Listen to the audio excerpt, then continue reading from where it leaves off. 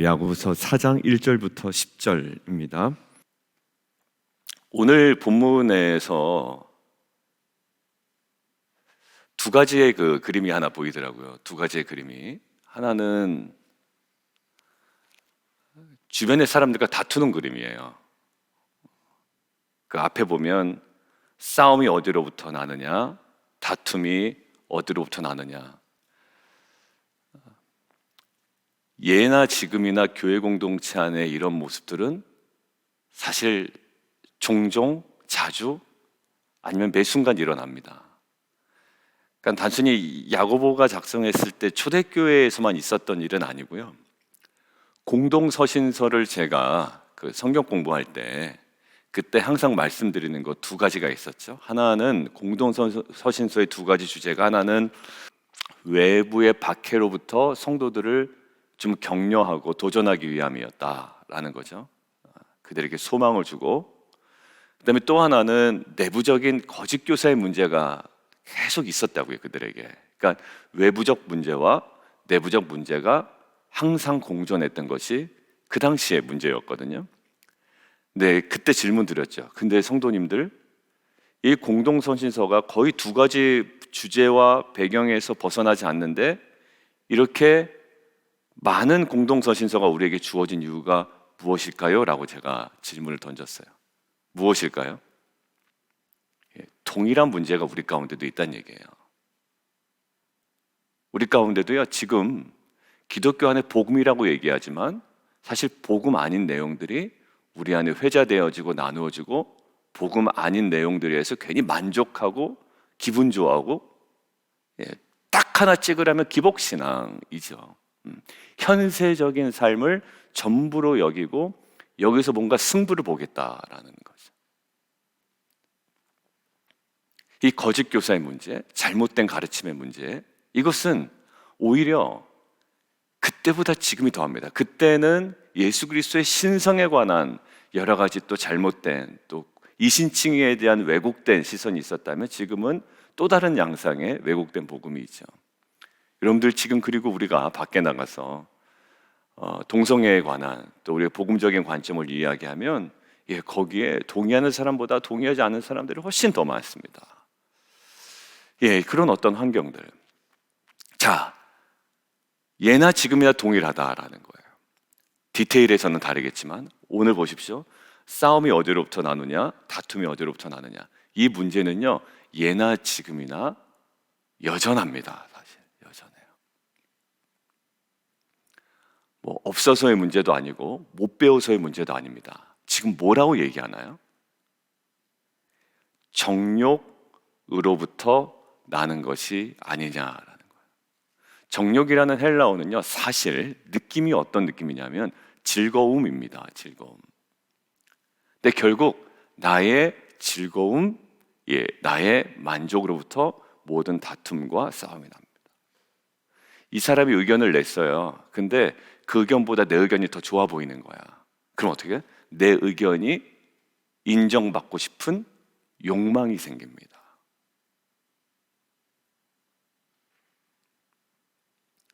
거기서 다툼이 일어나지 않던가요? 긴장 관계가 생기고,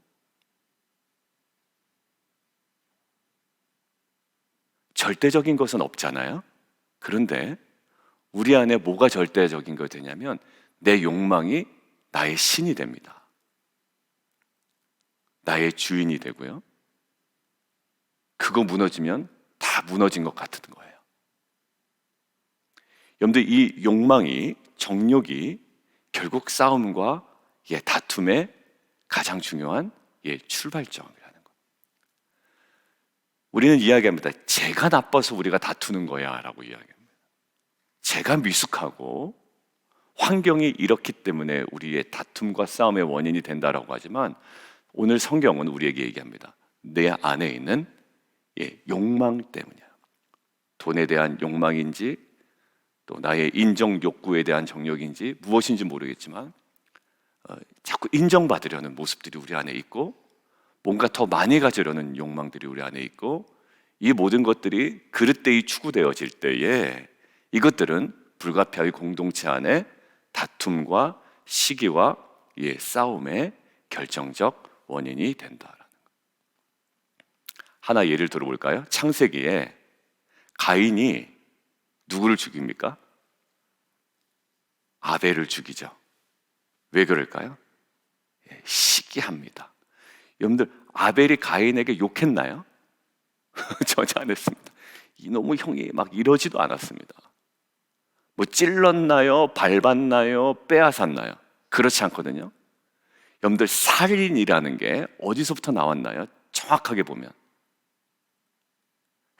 양방향이든가요? 아니요, 그렇지도 않아요. 우리는 다툼이 일어나면 뭔가 있겠지라고 하는데 아니요, 없습니다. 가인의 뭘까요? 시기하는 마음에.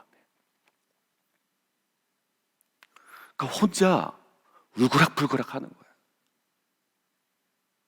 혼자 마음의 안정이 안 되는 거예요. 보면 두 마음이라고 그러잖아요. 두 마음. 두 마음이 사실 이제 뒤에서 나오는 두 마음은 약간은 결은 다른데 우리 안에 뭔가 이렇게 정처 없이 떠도는 마음이 있죠. 인정도 받고 싶고 더 많이 재정적으로도 좀 안정되고 싶고 여러 가지 그 많은 우리 안에 있는 처리되지 않는 그 정욕들이요, 하나님 뜻에 정리되지 않은 그 정욕들이 사실 우리 안에 다툼과 시기와 싸움의 정말 중요한 원인이 됩니다. 이렇게 잠잠한 가운데 주의 음성을 듣고 또 우리 내면을 살피다 보면 우리 안에 하나님께서 이렇게 하나하나씩 드러내시는 부분들이 있죠. 여러분들, 저희 안에 그 다툼으로 얻어지는 건 없습니다. 사실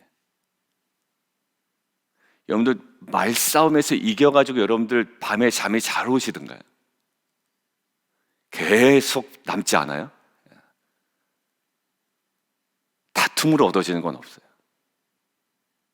오늘 성경은 정말로 이 땅 가운데 얻어지고 누려지는 것은 무엇으로 누려진다? 뭐 제한되어 있는 자원 때문에 네가 막 네 자랑을 한다고 사람들이 인정해 주는 것 같지? 아니, 오히려 지 자랑하네 라고 얘기한단 말이에요. 그런데 사실 내가 뭘 해서 얻어지는 건 없어요. 오히려 지나칩니다, 모든 것들이.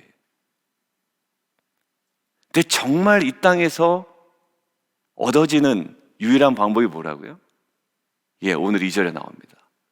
예, 구하는 거예요. 하늘로부터 얻어지는 거죠. 우리가 땅에서 자꾸 눈에 보이는 것으로, 피부에 와닿는 것으로 내가 자꾸 채우려다 보면 어디에? 구하는 것에 민감하지 않게 돼요. 구함으로 얻어지는 것에 대한 기쁨이 자꾸 상실됩니다. 그러니까요, 기도 안 하게 돼요. 사도 바울이 이렇게 얘기했거든요. 나는 무엇을 자랑한다? 강함을 자랑한다? 학벌을 자랑한다? 아니면 돈 많은 것들을 자랑한다? 난 무엇을 자랑한다? 사도 바울이 약함을 자랑한다.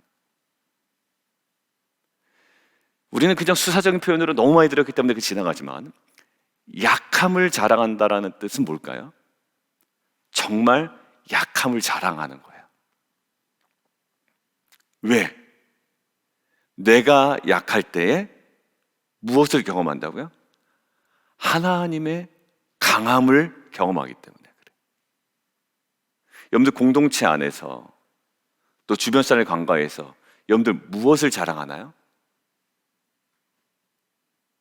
예, 학벌 자랑합니다. 은근히 강함 자랑합니다. 나의 잘남을 자랑합니다. 나눌 때도 사실 우리의 진정한 약함을 나누기보다 약한 비스무리한 것을 나누면서 결국에는 나의 탁월함이 나눠져요. 내가 회개했다라는 탁월함, 회개의 저 깊은 약함은, 내용은 드러나지 않고 나는 그래도 회개하는 사람이야 라는 어떤 지점인지 아시겠죠? 근데 우리의 약함이 정말로 드러나지 않기 때문에 무엇을 경험하지 못할까요? 하나님의 강함을 경험하지 못할. 결국 우리는 무엇을 갈까요? 이 땅에 있는 강함을 붙잡고 살아가는 거예요. 약함을 자랑하는 인생은 하늘로부터는 하나님의 그 능력과 강함을 경험할 줄 믿습니다. 왜?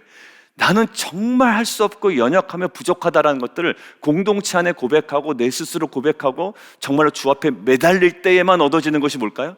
하나님의 강함이에요. 어정쩡한 상태에서 얻어지는 게 강함이 아닙니다. 여호와 이레가 언제 경험된다고요? 여호와 이레가 이삭을 바치기로 결정하고 다음날 새벽 아침에 3일길을 모리아산까지 올라가서 이삭을 묻고 직접 찌르기 직전에 얻어지는 것이 여호와 이레였듯이, 정말 하나님의 강함은 언제 느껴진다고요? 우리의 약함을 철저하게 고백할 때. 오늘 보십시오. 싸움이 어디로부터, 다툼이 어디로부터 나느냐? 정욕으로부터. 근데 뭘까요? 욕심을 내어도 얻지 못한다라는 거예요. 우리 어떤 그 강함을 가지고, 힘을 가지고 우리가 다투고 싸우고 설사 빼앗는다 할지라도 실제로 능히 취하지 못할 거래요. 얻지 못함은 구하지 아니하기 때문이고, 더 나아가죠, 구하더라도 얻지 못하는 것은 정욕으로 쓰려고 잘못 구하기 때문이다. 막 기도하다가 사실 정신이 번쩍 날 때가 있습니다. 내가 도대체 무엇을 기도하고 있나? 올해가 복음과 하나님 나라죠. 그러면 송부영신 예배 때 가족들과 정리한 기도 제목이 있습니다 라고 이제 보내주신 분들이 있어요. 그리고 이제 그 기도 제목을 다시 한번 점검해 보는 거죠. 하나님의 나라와 어떠한 관련이 있는가? 하나님의 뜻과 마음인가? 왜냐하면 주기도문에 하늘에서 이루어진 것 같이 땅에서도 이루어지이다. 하나님의 뜻이 우리의 가정과 자녀들 가운데 온전히 이루어지기 위하여 우리가 추구해야 되는 것. 비나이다 비나이다 라는 그 주술적 기도와 다르다라는 것은 우리가 분명히 이 복음 안에, 하나님 나라 관점 안에 우리의 정욕이 제거되어지고 아버지의 뜻이 기도문 가운데 날마다 정제되어지는, 그 안에 녹아지는 그러한 모든 과정이 성도로서의 영광 아닙니까? 잠잠한 자 가운데 새벽에 또 기도하고 기도문이 또 고쳐지고, 저녁에 9시에 기도회 하면서 또다시 또 고쳐지고 바뀌고 새로워지고, 조금 한 발짝 한 발짝 우리의 인생의 발걸음이 하나님 앞으로 나아간다는 것은 저는 기도하면서 느끼는 게 나의 기도가 날마다 새로워지는 것이다 라는 생각이 들었어요. 1년 전 기도와 지금 기도가 해주십시오, 주십시오, 주시옵소서, 미션입니다 라는 기도 물론 하잖아요. 그런데 우리의 기도가 날로 새로워지는 것이 더욱더 주님께 가까이 가는 놀라운 영적인 중요한 지표라는 생각이 들었습니다. 뭘까요? 정욕으로 구하지 않는 것. 그때 구분이 되기 시작합니다. 아, 이것은 정말 내가 믿음으로 구해야 되는 것이고, 아니면 이것들은 내가 내려놔야 되는 것이고, 아니면 이것들은 오히려 내가 수용해야 되는 것이구나 라는 이러한 영적 분별이 정말 이 복음 안에, 하나님 나라의 가치 아래 우리 안에 다시 한번 온전히 새로워지는 귀한 공동체 되기를 주님의 이름으로 축원드립니다. 여러분, 근데 오늘 눈에 띄는 또 다른 장면이 뭐냐? 사람들과 다투고 싸우고 뭐 이런 모습 있잖아요. 정욕으로 막 불타오르는 우리의 모습이 있는데, 오늘 6절에 이렇게 기록되어 있습니다. 더욱 큰 은혜를 주시나니 그러므로 일렀으되 하나님이 교만한 자를 물리치시고 겸손한 자에게 은혜를 주신다 하였느니라. 네, 하나님이 교만한 자는 물리치신대요. 사실 우리가요, 교만이 뚝뚝 떨어집니다. 우리 안에. 제일 우리가 쉽게 할 수 있는 교만이 뭘까요? 성도로서 양심은 있고 목사로서의 체면은 있고 또 이것은 있으니까 할 수 있는 최고의 교만이 뭐냐면 겸손을 가장 한 교만이에요. 그죠? 널리 통용되고 잘 팔립니다. 이런 겸손은요 잘 팔려요. 해놓고선도 뿌듯해하다가 너무 티나지 않았을까 고민도 하다가 인간이 왜 이러나 싶기도 하고 내 모습이 왜 이러나 막 별 생각을 다 하게 되는 겸손을 가장한 교만. 결론은 뭡니까? 겸손입니까? 교만입니까? 그냥 타협할 필요 없어요. 그냥 교만입니다. 결국 교만이었어. 그것도 그러니까 참 우리가 형편없는 인간임을 계속 느끼며 살아가는데, 그러면 이제 거기서 그냥 어쩔 수 없는 게 아니에요. 교만한 자를 물리치고 겸손한 자에게 은혜를 주신다. 그러면 그게 정말 뭐냐라고 할 때 7절 그런즉이라는 거예요. 그러니까 해결을 주신 거, 우리한테 솔루션을. 그냥 우리는 겸손을 가장한 교만도 있고 뭐 어쩔 수 없는, 인간은 어쩔 수 없네 막 이러고 있는 게 아니라 7절 너희는 하나님께 복종해라라는 거예요. 그러니까 적정한, 내가 설정한 가치를 딱 결정해 놓을 때가 많아요, 우리가 살아갈 때. 기독교는 이런 거고 좀 이런 겸손이 좋고, 그러니까 요 정도가 겸손이 아닌가. 겸손은요, 어떤 그 덕스러운 모습이 아니라 뭐라고요? 복종이라고. 오늘 보십시오. 겸손과 교만의 핵심이 어떤 그럴싸한 모습이 아니라 가장 중심을 확 찔러버리는 거예요. 뭐라고요? 하나님께 복종이라는 거예요. 여러분들, 오늘 나의 실수와 나의 부족을 인정하고 고백해야 되는 하나님의 마음이 강하게 임했다면 여러분들 그거 임하는 겁니다. 그냥 고백하는 거예요. 다음 큐티 모임 때 우리가 얘기하는 거예요. 이제는 큐티 모임이 정말 건강하고 그 안에 내가 이야기해도 거기에 보호되는 어떤 느낌이 있잖아요. 이제 저희 공동체 한 4년 5년 이렇게 되어 가니까. 그래서 얘기하는 거예요. 누가 뭐라 그럽니까? 같이 기도하고. 사실 그 모습이 나의 모습이라는 것을 듣는 사람도 막 느끼거든요. 맞아, 저 사람은 그래도 용기 있다. 여러분들, 너희는 하나님께 그런즉 복종할지어다. 그러면서요, 8절 보세요. 하나님을 가까이 하라. 여러분들, 겸손을 얘기하다가 지금 계속 뭐가 나오면 하나님께 복종하고 하나님께 가까이 하고, 그리고 뒤에 뭘까요? 손을 깨끗이 하고. 여러분들, 이것은 누구와의 관계에서만 지금 요구되는 거, 물론 사람과의 관계에서 손이 깨끗해야 되지만, 손을 깨끗이 하다라는 건 구약시대 때 레위기에 정결의식과 아주 깊은 관계가 있고, 정결의식은 누구와의 관계입니까? 하나님과의 관계예요.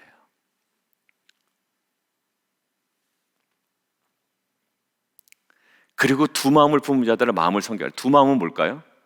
두 마음. 4절로 넘어가요. 4절. 가늠한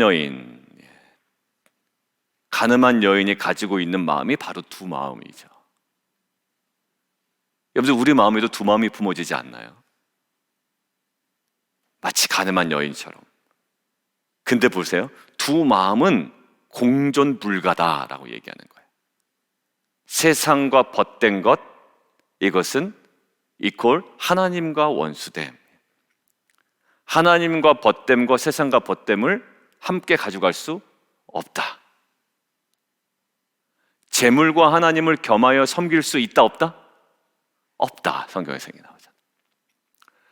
우리 안에 공존할 수 없는 것들을 공존시키려는 노력을 뭐예요? 끊어내는 거예요. 여러분들, 공존할 수 없는데 내 스스로 공존시키겠다라고 다짐하고 내가 그 모든 것들을 걸치고 있는 걸 뭘까요? 양다리예요. 쉽게 예를 들어 볼게요. 나를 사랑하는 여인이 있거든요. 근데 이 남자가 이 여자에게 뭐라고 자꾸 얘기하냐면, 나는 당신도 충분히 사랑할 수 있고 이 여자도 충분히 사랑할 수 있어. 이 여자를 사랑하면서 당신에게 주는 사랑 하나도 누락되지 않고 충분히 사랑할게. 뭐라고 얘기하는 거냐면, 그런 사람을 미친 사람이라고 얘기합니다. 나는 당신한테 주는 100이라는 사랑을 이 여자를 사랑하면서도 절대 누락시키지 않을 능력 있고 지혜가 있고 그럴 용기가 있다. 여러분들, 그걸 정말 미친 사람이죠. 간음한 여인이 딱 그런 여인이에요. 그리고 하나님 앞에 내가 이것도 잡고 이것도 잡겠습니다. 저는 이거 할 때 혹시 오해할까 말씀드렸는데, 내가 일상에 즐기는 취미생활이나 이 모든 것들을 금해야 됩니까? 그런 거 아니라고 제가 말씀드렸죠. 근데 압니다. 이게 내 안에 형성된 두 마음인지 아닌지는 본인만 아는 그 지점들이 있잖아요. 슬퍼하며 애통하며 물지어다. 너희 웃음을 애통으로 너희 즐거움을 근심으로 바꿀지어다. 이건 뭘까요? 진정한 그 회개의 모습이 아닌가. 슬퍼하고 회개하고 두 마음을 품은 내 모습을 애통해하며 어디로? 10절 주 앞에서 낮추는 하나님 뜻 앞에.